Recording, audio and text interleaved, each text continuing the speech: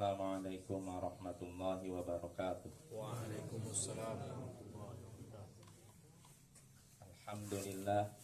Alhamdulillahi ala ihsani wa syukru lahu ala taufiqi wa amtinani wa ashhadu an la ilaha illallah wahdahu la syarika lahu ta'ziman li sya'ni wa ashhadu anna Muhammadan abduhu wa rasuluhu da'i ila ridwani wa sallallahu wa sallam alaihi wa ala alihi wa sahbihi wa ikhwani.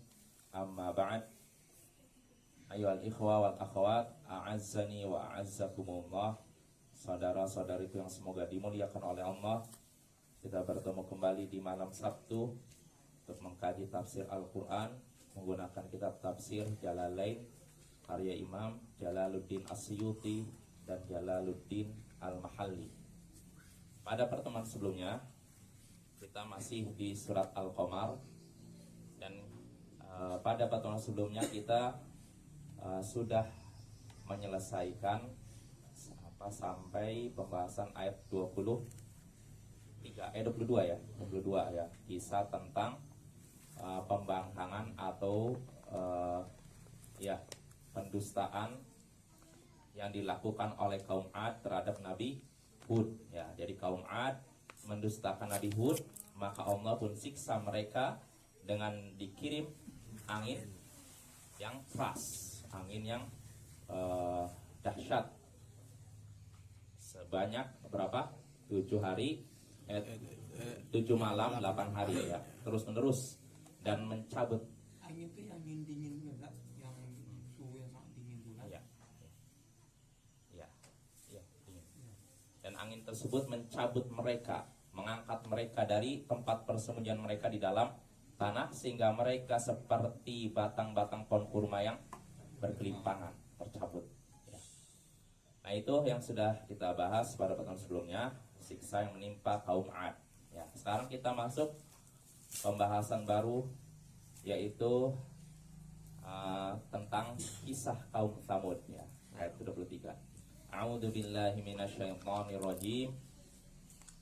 Kadzabat Tsamudu bin nudur faqalu abasharam minna wahidan nattabi'uhu inna idzal lafi dhalalin wa su'ur awlqiya dzikru 'alaihi min bainina bal huwa kadzabun ashir saya'lamuna ghadan manil kadzabul ashir inna mursilun naqati fitnatan lahum fartaqibhum wastabir wa nabbi'hum annal ma'a qismatum bainahum kullu shirbin muhtadar fanadaw sahibahum fata'ata fa'aqar fakaifa kana 'adzabi wa nudhur inna arsalna 'alaihim sayhatan wahidah fakanu kahashimil muhtadir walaqad yassarnal qur'ana lidzikri fahal mim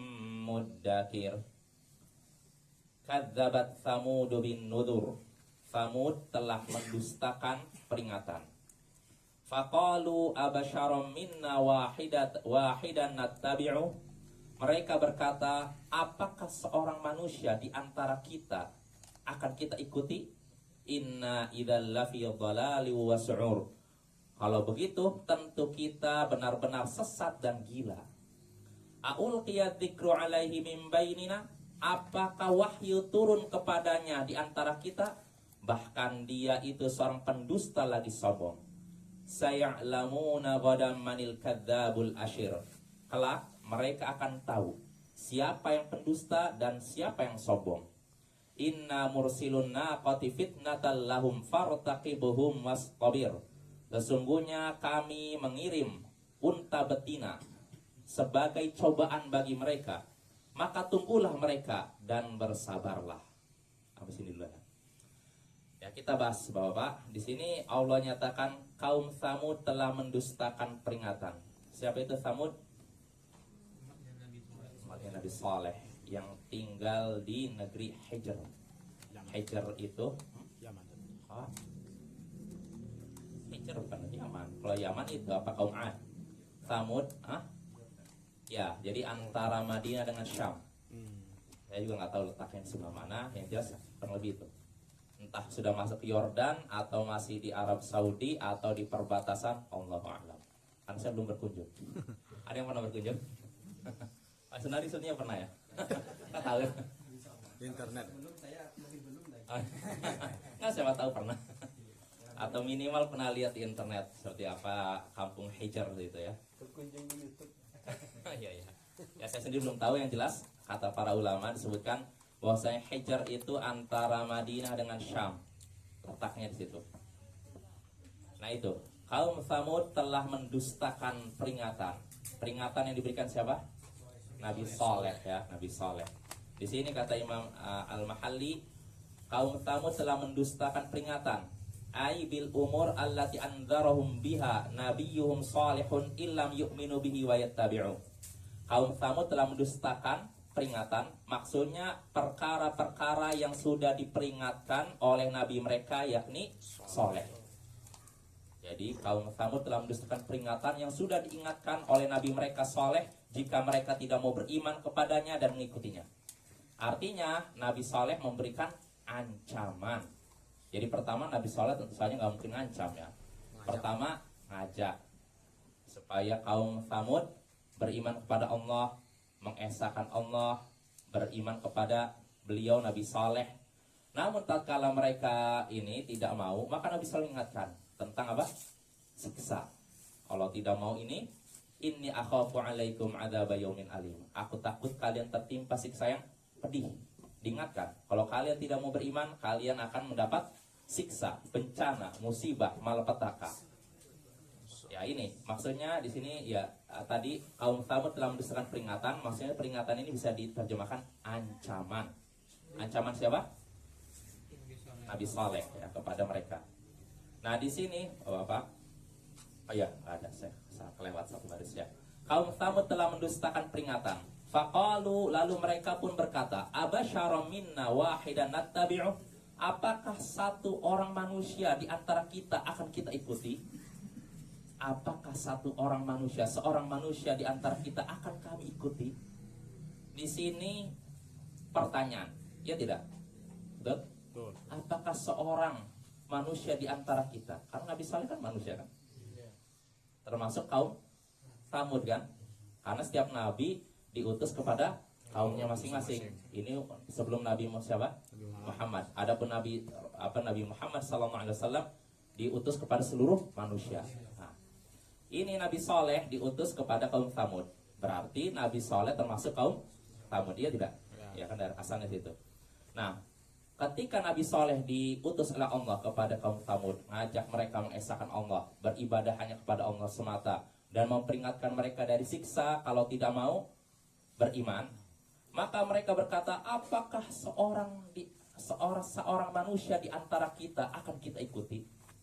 Ini pertanyaan, tujuannya apa? Minta jawaban. Ya, maksudnya di sini kata Imam Al-Mahalli, wal istifham bi makna nafyi.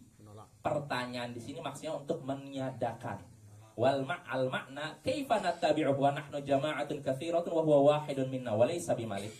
Artinya gini, tadi seolah-olah pertanyaan, apakah seorang manusia di antara kita akan kita ikuti? Ini bukan pertanyaan, tapi maksudnya meniadakan. Maksudnya kata Imam Al-Mahalli, maknanya apakah kita akan mengikuti Saleh, sedangkan kita ini jumlahnya banyak, sedangkan dia cuma satu, dan dia juga bukan seorang raja, nggak ada apa-apanya, misalnya gitu. Ngapain kita ikuti ya?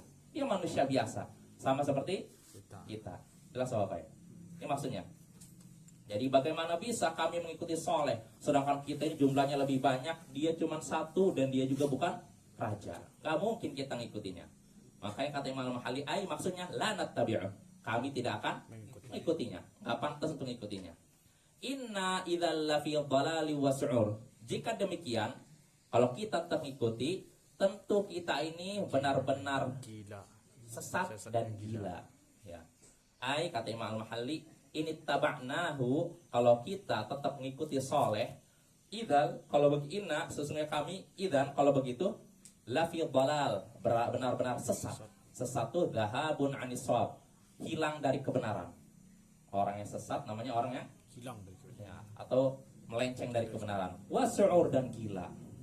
Jadi kalau mengikuti Nabi Saleh dianggap sesat dan gila. Nah inilah senjata apa? Musuh Rasul. Mereka tidak bisa mematahkan hujah para Rasul, maka mereka menggunakan apa? Celaan, tuduhan, fitnah dan semacamnya. Dan ini pula musuhnya para pewaris Rasul. Sama aja. Rasul ketika ditentang oleh kaumnya, ditentangin dengan cara apa? Fitnah, tuduhan, celaan, supaya apa istilahnya menjatuhkan pribadinya. Kalau udah pribadinya hancur, udah nggak bisa diikuti lagi. Nah ini musuhnya para Rasul. Begitu juga musuhnya para pewaris Rasul. Siapa pewaris Rasul? Para ulama ya. Jadi para ulama dari sejak dahulu kala, dari kalangan salafus saleh, ketika menghadapi apa penentangan dari musuh-musuh dakwah mereka dari kalangan ahli bid'ah, munafiqin dan kafirin, mereka ketika menentang para ulama tersebut dengan cara apa? Itu tuduhan, terus celaan dan semacamnya. Karena mereka tahu mereka tidak punya hujah. Jadi senjata mereka itu senjata orang bangkrut ilmu, nggak punya ilmu, nggak punya hujah, akhirnya pakai jalur apa? Fitnah. Ya, disebarkan bahwa ini begini supaya masyarakat apa? Tidak mau menerima ucapan ulama ini. Ya provokasi itu kalau gitu. Apa? Memberikan label negatif. Ya dengan berbagai gelar supaya orang lari. Ya contohnya Syekh Muhammad bin Abdul Wahab. Ini termasuk ulama yang banyak diserang, diberikan label buruk. Ya disebut takfiri, orang suka mengkafirkan, orang apa? Khawarij. Disebut juga dia itu pemberontak. Disebut ini gelarnya banyak. Tapi semua itu fitnah. Kalau diri satu persatu semua fitnah dan tidak terbukti Bapak ya. Seperti beliau misalkan banyak seperti yang pernah saya sebutkan, mengharamkan ziarah kubur, mengharamkan salawat, mengharamkan ini. Padahal kalau dirinci, kita teliti lebih dalam lagi, beliau tidak mengharamkan ziarah kubur. Yang beliau haramkan itu apa? Ziarah kubur dengan ritual tertentu, ada tambahan-tambahan dan itu dilakukan berulang-ulang. Kubur dijadikan tempat perayaan. Ini yang jadi masalah. Nah ini. Dan masih banyak lagi. Kalau kita mau teliti satu persatu, habis waktu kita, nggak ada gunanya. Makanya cukup kita sibukkan dengan belajar, nggak perlu bantah. Walaupun memang kadang-kala butuh juga ada orang-orang tertentu yang menangkis fitnah tersebut. Tapi tidak semua orang Bapak. Kalau kita sibuk dengan membantah syubhat, habis ilmu kita. Masih banyak ilmu yang bermanfaat. Ya tidak? Ya. Betul? Betul. Ya, kita belajar akidah lah atau belajar fikih sholat, fikih puasa apa, ini masih ada. Ngapain kita membahas masalah fitnah-fitnah yang dituduhkan kepada syekh? Sudah ada para ulama yang membahas seperti itu. Dan bahwa Pak, fitnah yang dituduhkan kepada Syekh Muhammad bin Abdul Wahab di zaman sekarang itu fitnah yang sifatnya ulangan saja. Nggak ada yang baru. Itu semua udah dibantah para ulama. Contohnya ketika ada seorang mufti Mekah Ahmad Zaini Dahlan mencela Syekh Muhammad bin Abdul Wahab, sebutkan dia mengaku nabi begini. Itu sudah dibantah para ulama terdahulu. Dan ternyata fitnah itu diulangi lagi zaman sekarang. Katanya Syekh ini ngaku nabi ini. Kalau kita lihat bantahan ulama udah kita nggak usah sibuk lagi bongkar cari dan nggak usah. Ya, cukup kita baca penjelasan ulama yang hidup di zaman itu dan di situ nampak bagaimana fitnah ini begitu nampak kedustaannya. Jadi artinya kita nggak perlu memperbanyak atau banyak baca buku-buku bantahan ya. Kalau misalkan kadang-kadang nggak apa-apa. Tapi kalau setiap hari baca buku bantahan dan lupa dengan pelajaran yang lebih bermanfaat, ini malah menyebabkan kita kenapa? Rugi waktu dan juga situ iblis bermain juga. Akhirnya kita disibukkan dengan yang tidak terlalu penting, melupakan yang penting. Hati-hati Bapak. Dan biasanya orang kalau misalkan sibuk dengan yang bantahan-bantahan, ilmunya itu goyang. Ini saya dapati dari sebagian ikhwah dulu begitu. Mereka ada yang baru ngaji, istilahnya sibuk dengan bantahan ini. Ini bantah ini. Ya memang pertama seru. Ini bantah ini, udah ini bagus. Tapi lama-kelamaan ilmunya ya gitu, nggak kokoh. Tapi kalau kita belajar dari dasar sudah kuat, baru nggak apa-apa kita lihat buku-buku bantahan dan semacamnya. Ya mungkin itu Bapak jelas insya Allah ya. Jadi kalau Al-Quran yang bicara bisa juga dibantah. Al-Quran yang bicara bisa juga dibantahnya lagi. Nggak bisa. Ya, nggak berani orang nolak Al-Quran. Paling menyatakan enggak, bukan begitu maksudnya. Nah, gitu. Jadi orang di antara metode ahli bid'ah yang disebutkan oleh para ulama dari sejak zaman dahulu ya sampai sekarang, kalau misalkan ada ayat Al-Quran yang tidak sesuai dengan selera mereka, itu mereka belokkan maknanya. Tapi kalau hadis mereka tolak dengan alasan hadis ahad dan semacamnya. Padahal hadisnya tidak ahad. Jelas Bapak? Ini metode mereka. Jadi kalau ada ayat Al-Quran yang tidak sesuai dengan keyakinan mereka, mereka belokkan maknanya. Ini ayat Al-Quran, karena nggak berani seorang nolak Al-Quran, oh nggak ada ayat seperti itu, kafir seperti ini, ya kan? Nggak berani. Mereka nggak berani menolak Al-Quran, tapi mereka berusaha apa? Membelokkan maknanya. Untuk apa? Supaya sesuai dengan pendapat mereka. Nah ini Al-Quran. Adapun hadis mereka berani nolak dengan alasan tidak masuk akal atau mungkin ini nggak sesuai dengan kaidah begini-begini, tolak. Ya, tapi kalau Al-Quran nggak berani. Dia cuma dibelokkan nggak berani kalau seorang terang-terangan tentang Al-Quran ya. Kecuali kalau dia memang asalnya bukan Muslim. Kalau bukan Muslim iyalah. Ya, pernah dengar Pak Ustaz di apa namanya itu? Fatwa TV ayat Al-Araf ayat 25 itu kan tak boleh orang Makkah dilanjut ayatnya Pak Ustaz. Tambah lagi dengan ayat Al-Isra ayat 110. Oh itu masalah itu. Al-Quran itu yang mengatakan itu kan.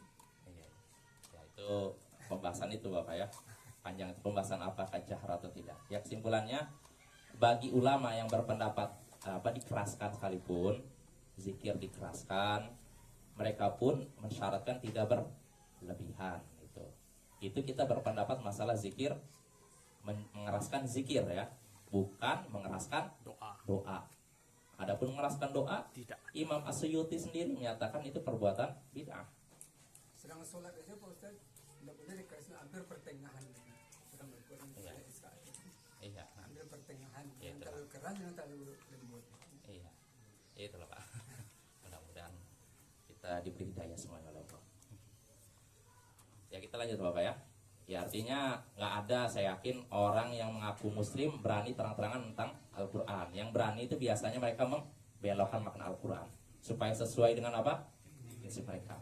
Dan memang kalau ahlu sunnah Bapak, kita perlu kita ketahui kalau ahlu sunnah itu mengumpulkan dalil Al-Quran hadis lalu menyimpulkan. Ini ahlu sunnah. Dikumpulkan semua ayat hadis, semua ayat hadis. Dari ayat dan hadis dikumpulkan, oh bahwasanya ini begini. Sedangkan ahli bid'ah kata para ulama, i'taqid tsumastadil. Yakini dulu baru cari dalil. Sehingga akhirnya kadang ada dalil yang sebenarnya nggak ada hubungannya dengan keyakinan dia, tapi dipaksakan supaya sesuai dengan keyakinan dia. Jelas Bapak? Kalau mau disimpulkan banyak lah. Apa contohnya ya? Teringat sekarang. Adalah nanti. Sensitif juga lah. Pokoknya saya pernah nemukan ada seorang ngasih kepada saya sebuah permasalahan yang diributkan itu kan. Ini ada dalilnya katanya hadis Nabi begini. Nggak ada nyambung sama sekali dengan pembahasan yang kita bahas. Jadi hadisnya katanya menyatakan bolehnya melakukan itu dan itu. Padahal nggak nyambung hadisnya. Karena apa? Prinsip mereka yakini dulu baru cari-cari dalil. Sedangkan Ahlus Sunnah kumpulkan dulu semua dalil, baru setelah itu simpulkan. Jadi kalau mereka nggak simpulkan dulu baru cari dalil. Kalau kita kumpulkan dulu baru simpulkan. Bisa dipahami Bapak ya. Kita juga nggak namanya Ahlus Sunnah tidak setengah-setengah. Dalil itu harus dijamak semuanya. Tidak bisa cuma sebagian, yang lain tidak. Nah, ini kebiasaan ahli bidah juga. Cuma memegang 1-2 dalil, yang dalilnya nggak dilihat. Kalau kita nggak kumpulkan semuanya baru simpulkan. Jelas Bapak? Dan termasuk juga yang perlu diingatkan terkait masalah ini juga, nah kekeliruan sebagian ikhwah kita, teman kita juga terkait masalah ini Bapak, sikap terhadap ahli bid'ah. Ini saya apa adanya ya. Karena ada sebagian teman-teman kita nih baru belajar ngaji, yang dibahas kitab Syarhus Sunnah Imam Al-Barbahari, kitab Taman Haji. Nah di situ dibahaskan disebutkan perkataan ulama salaf. Jadi artinya Fudail bin Iyad Sungguh seandainya aku makan dengan seorang Nasrani lebih aku sukai daripada makan dengan ahli bid'ah. Disebutkan lagi ucapan para ulama lain, kalau engkau berjalan di satu jalan lalu sudah ada ahli bid'ah, cari jalan lain. Sehingga akhirnya sebagian ikhwah kita baru ngaji langsung mengambil sikap apa? Istilahnya menghajar. Hajar artinya memboikot orang-orang yang melakukan bid'ah tanpa didakwahi dulu, tanpa dinasihati dulu. Mereka lupa bahwasanya ada perkataan-perkataan ulama salaf yang menyuruh untuk memberikan nasihat, memberikan apa?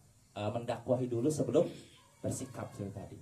Nah, sebagian orang ambil yang tadi aja, sikap itu tapi ngelihat sikap yang lainnya.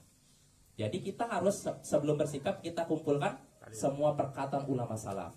Bagaimana mereka menyikapi orang melakukan bid'ah.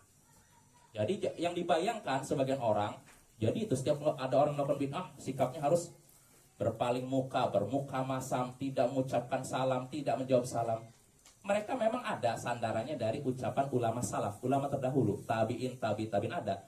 Tapi mereka tidak menengok perkataan yang lain, perkataan ulama lain juga ada. Jadi artinya gini, sikap kita ada kalanya kita bersikap tadi nasihat, dakwah, diingatkan. Dan ada kalanya satu saat bersikap seperti tadi. Itu tatkala ahlu sunnah memiliki kekuatan, mayoritas, dan mereka minoritas, iya. Jadi mereka bersikap seperti itu. Kalau kamu jalan di sini ada hal bid'ah, cari yang jalan lain. Betul, itu ucapan salaf. Jangan kita dustakan juga. Tapi ulama salaf ini berkata ketika kapan? Dalam kesempatan apa? Yaitu dalam kesempatan ketika ahlu sunnah mayoritas memiliki kekuatan. Adapun kalau ahlu sunnah minoritas lalu mempraktekkan seperti itu, kira-kira bagaimana? Iya. Kalau Imam Ahmad bin Hambal, setelah beliau dipenjara 3 masa pemerintahan, beliau setelah itu dihormati oleh masyarakat, dihormati oleh khalifah. Kalau beliau menyatakan si fulan ahli bid'ah, jauhi dia, masyarakat telah menjauhi dia. Gak ada yang mau muncul, gak ada yang mengucapkan salam sampai dia tobat. Nah, ini karena Imam Ahmad punya apa?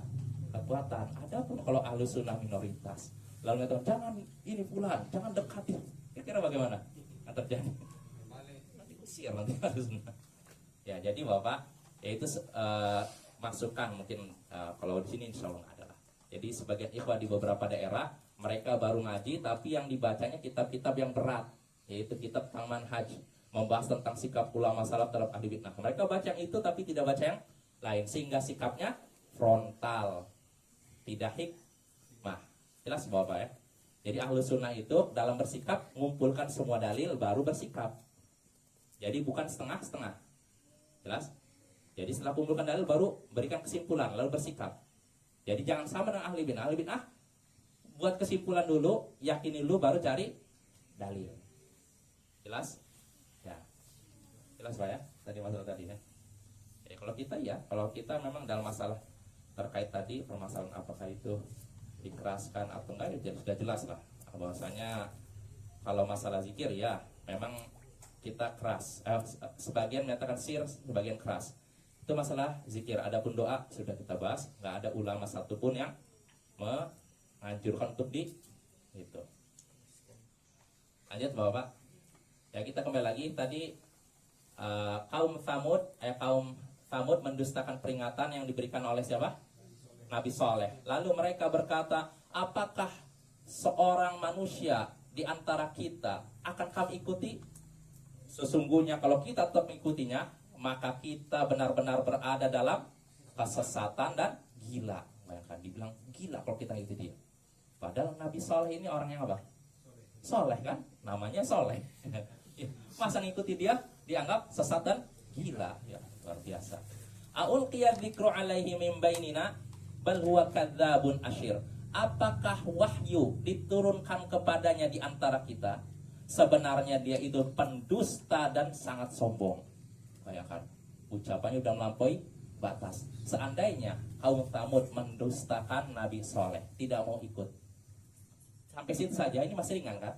Tapi yang jadi masalah mereka memberikan apa tadi? Label-label buruk.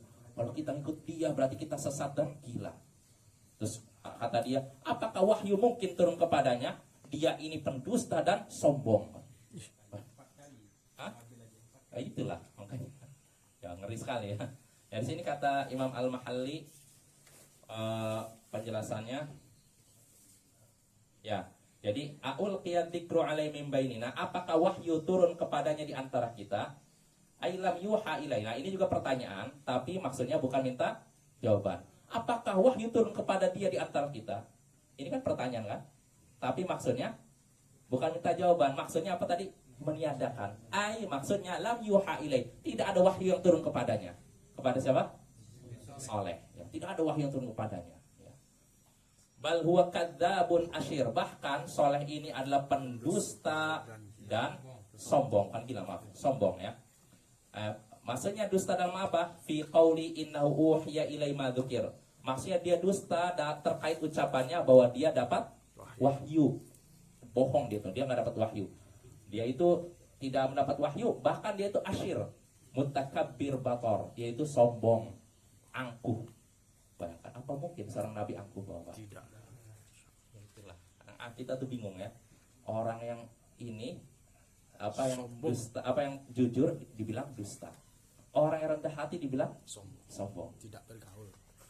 Luar biasa ya. Nah, kita lanjut lagi. Saya lamu, ini ucapan mereka, katanya ini soleh ini katanya apa? Pendusta dan sombong. Maka Allah bantah mereka. Saya lamu nagodam manil kadzabul asyir. Kelak mereka akan tahu siapa yang pendusta dan sombong. Nanti akan tahu. Kelak mereka akan tahu. Kapan itu? Kata Imam Al-Mahalik fil akhirah. Kelak mereka kaum Tsamud di akhirat akan tahu siapa sih yang pendusta, siapa sih yang sombong. Wa huwa hamma bi an yu'adzabu ala takdzibihim nabiyyahum shalihan. Di sini Allah hendak menyiksa mereka gara-gara mereka mendustakan nabi mereka soleh.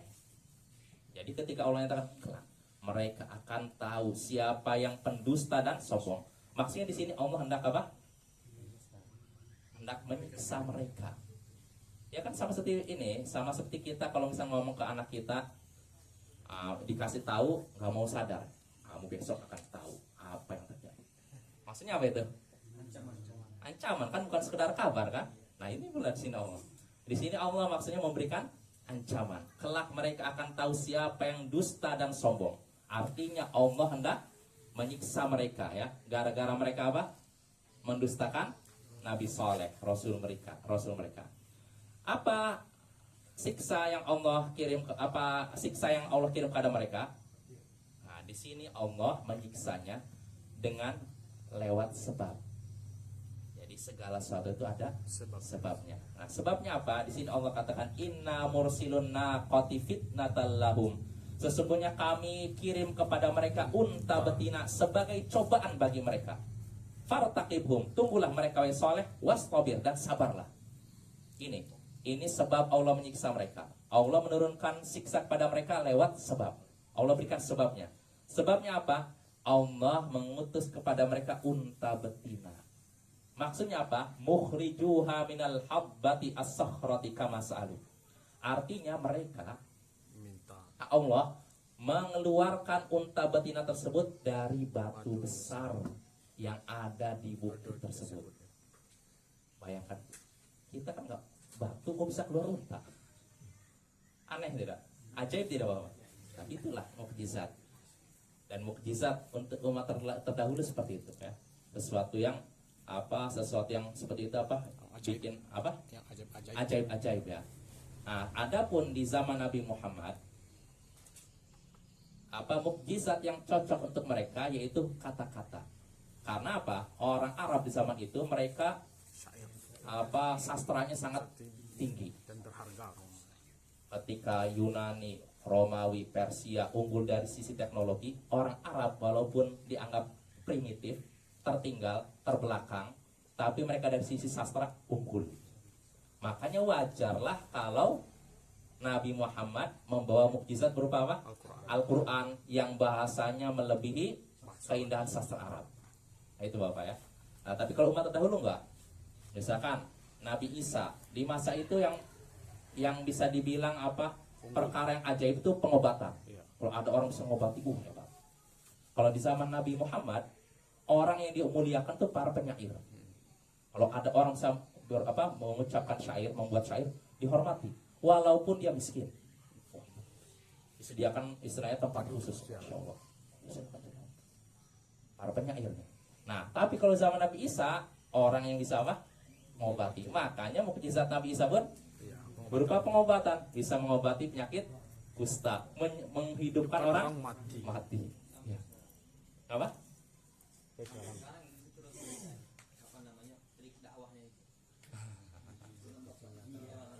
Ah, ya, itulah. Ya udah, kita lanjut ya. Jadi itu.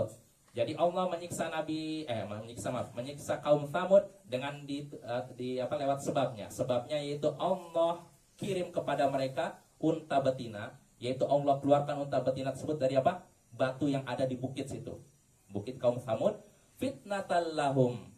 Allah keluarkan unta betina tersebut sebagai cobaan bagi mereka. Maksudnya apa? Linahtabirahum. Artinya Allah hendak menguji mereka. Fartaqibhum, maka tunggulah mereka wahai Saleh. Nah, ini artinya ini perintah untuk Nabi Saleh, tunggulah. Intabir mahum sani'un wa ma yusna'u bihim. Tunggulah apa yang mereka lakukan dan tunggulah apa yang akan diperbuat terhadap mereka. Tunggulah apa yang mereka perbuat dan tunggulah apa yang diperbuat terhadap mereka. Maksudnya apa, Bapak? Tunggulah apa yang mereka perbuat dan apa yang diperbuat terhadap mereka. Maksudnya apa? Lihat apa yang mereka perbuat, tunggulah siksa buat mereka. Ah, itu maksudnya. Artinya tunggulah perbuatan mereka dan siksa Allah terhadap mereka gitu loh. Wastabir, dan bersabarlah. Maksudnya apa? Isbir ala adahum. Bersabarlah menghadapi gangguan mereka. Nah, ini Nabi pun disuruh sabar. Padahal Nabi itu sosok yang sabar tidak? Nah, tetap saja membutuhkan apa? Penguatan, Bapak. Nah, kalau Nabi saja butuh penguatan, apalagi Kita. Bapak ya. Yang Imam Ahmad. Siapa Imam Ahmad? Ulama Ahlus Sunnah. Keimanan beliau seakan-akan seperti gunung kan. Artinya kokoh beliau itu, disiksa kokoh. Tapi suatu hari beliau pun down. Sampai ketika di penjara, beliau ketemu orang Arab Badui. Penjahat. Arab Badui ini berkata, wahai Imam Ahmad, kalau engkau mati mulia. Kalau engkau mati syahid. Kalau engkau masih hidup, engkau mulia. Faqawiya qalbi. Setelah mendengar ucapan tersebut, kata Imam Ahmad, hatiku jadi kuat lagi. Tadi Imam kan merasakan disiksa. Yang namanya manusia kan kadang ada iman begini, kadang turun kan. Nah, ketika beliau merasa iman beliau menurun, beliau mendengar nasihat dari Arab Badui, wahai Ahmad, kalau engkau sabar, jadi ngasih tahu harus wahai sabarlah wahai Ahmad, kalau engkau mati syahid, dan kalau engkau masih hidup, engkau hidup dengan mulia. Akhirnya Imam Ahmad pun mendengar perkataan Arab Badui ini langsung semangat lagi, kuat lagi. Nah, ini Bapak ya. Jadi kita butuh namanya apa? Motivasi. Nah, penguat, nasihat siapapun, nggak pandang bulu ya. Mau orang biasa, mau ustadz kah, buya kah, siapapun butuh nasihat. Jadi jangan kira yang butuh nasihat umat saja. Tokohnya pun butuh nasihat, ustadznya pun butuh nasihat. Terus buyanya pun butuh nasihat. Semua kita butuh nasihat ya. Apa? Betul. Dinun nasihat, kata Nabi. Agama itu adalah nasihat. Karena itu kita salinglah beri nasihat, Bapak ya. Gak usah ragu-ragu. Siapapun di antara kita yang punya nasihat kepada siapapun, lihat saudara kita mungkin lagi futur lagi lesu, udah mulai sedikit berjalan lambat, tidak berjalan kencang lagi, maka dekati dia, nasihati dia supaya bisa berjalan cepat lagi. Karena Allah katakan fafirru ilallah, larilah kepada Allah. Allah tidak katakan jalanlah kepada Allah, lari. Artinya apa? Bersegera. Dalam masalah kita segera, jangan berlambat-lambat ya. Jelas Bapak? Kita lanjut ya. Jadi Nabi Saleh Allah berikan perintah oleh Allah, fartaqibhum, tunggulah mereka dan bersabarlah. Wa nabbihum annal ma'a qismatum bainahum kullu syirbin muhtadar, dan kabarkanlah kepada mereka bahwa air itu terbagi di antara mereka, masing-masing akan mendapatkannya. Maksudnya apa? Masih ada waktu ini. Sedikit lagi. Sedikit lagi. Ya, sampai ini aja lah. Nah, dan kabarkanlah kepada mereka, ini perintah dari siapa? Allah kepada kabarkanlah kepada mereka wahai Saleh bahwasanya air itu terbagi di antara mereka. Maksudnya apa? Wa bainan naqati yaumun lahum wa yaumun laha. Wa bainan naqati yaumun lahum wa yaumun laha. Maksudnya di sana kan ada mata air. Nah, mata air ini terbagi untuk unta betina, satu hari untuk unta betina dan satu hari lagi untuk kaum Tsamud. Sudah Allah bagi. Kullu syirbin muhtadar. Masing-masing bagian air itu disaksikan oleh orang-orang masing-masing. Artinya di hari ini disaksikan oleh kaum Tsamud, hari ini oleh unta betina.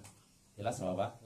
Yahduruhul qaumu yaumuhum wan naqatu yaumahum wan naqatu yaumaha. Jadi ketika hari ini dihadiri oleh kaum Tsamud ya, besoknya dihadiri oleh unta. Gantian. Satu hari kaum Tsamud, besoknya unta, besoknya lagi gitu terus ya. Fatamadau ala dzalik. Terus menerus begitu, tsumma mallu. Namun akhirnya kaum Tsamud merasa jenuh, bosan. Kok satu hari kami, satu hari besoknya si unta itu. Maka ketika mereka udah merasa bosan, fahammu biqatlin naqah. Maka mereka pun bertekad untuk membunuh unta betina. Terus bagaimana kalau udah gitu? Insya Allah akan kita bahas pada pertemuan berikutnya. Subhanakallah. Subhanakallahumma wa bihamdik.